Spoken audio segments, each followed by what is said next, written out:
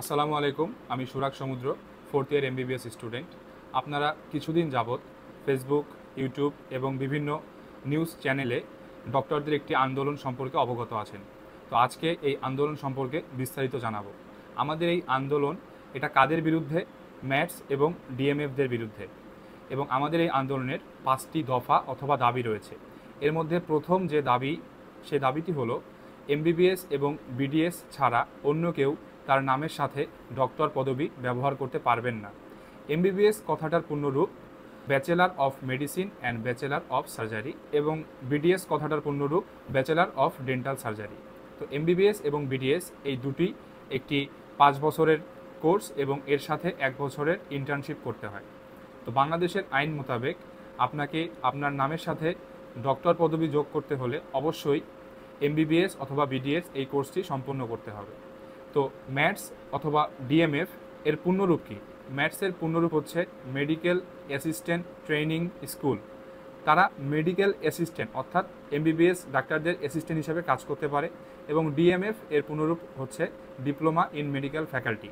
তো এই ম্যাটস বা ডিএমএফ এই প্রতিষ্ঠানের যারা লেখাপড়া করেছে তারা হাইকোর্টে একটি রিট করেছে যে তারাও তাদের নামের সাথে ডক্টর পদবি যোগ করতে চায়। তাদের নামের সাথে ডাক্তার পদবি যোগ করলে আসলে সমস্যাটা কোথায়? সমস্যাটা হচ্ছে সাধারণ মানুষ যারা এই জিনিসগুলো বোঝে না, আসলে এমবিবিএস কি, ম্যাটস কি, ডিএমএফ কি, তারা প্রতারিত হবে।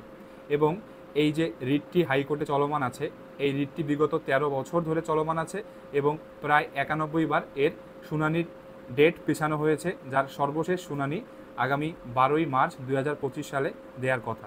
তো আপনারা এই ভুয়ো ডক্টর চিনবেন কিভাবে?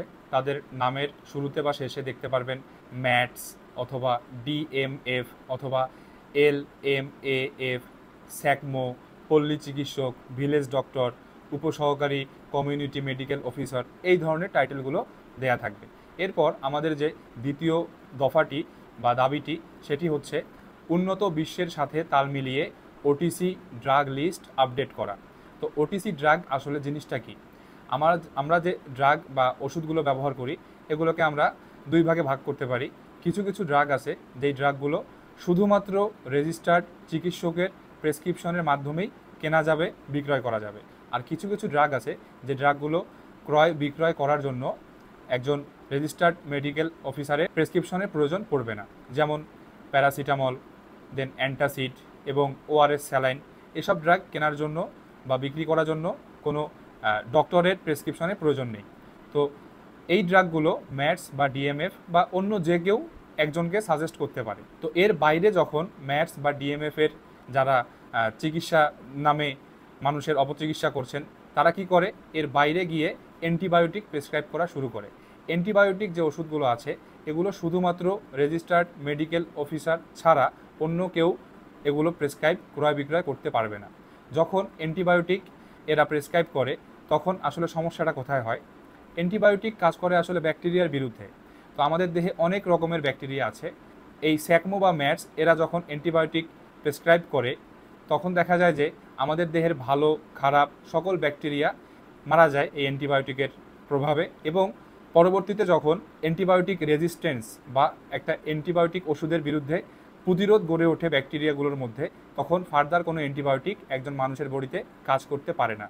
এজন্য আমাদের দ্বিতীয় দাবিটি হচ্ছে ওটিসি ড্রাগ লিস্ট উন্নত বিশ্বের সাথে তাল মিলিয়ে আপডেট করতে হবে এবং রেজিস্টার্ড মেডিকেল অফিসার ব্যতীত অন্য কেউ ওটিসি ড্রাগ লিস্টের বাইরে অন্য কোনো ড্রাগ প্রেসক্রাইব করতে পারবেন না। এরপর আমাদের তৃতীয় যে দাবিটি, সে দাবিটি চিকিৎসা ক্ষেত্রে ডক্টরের সংকট নিরসনের দাবি।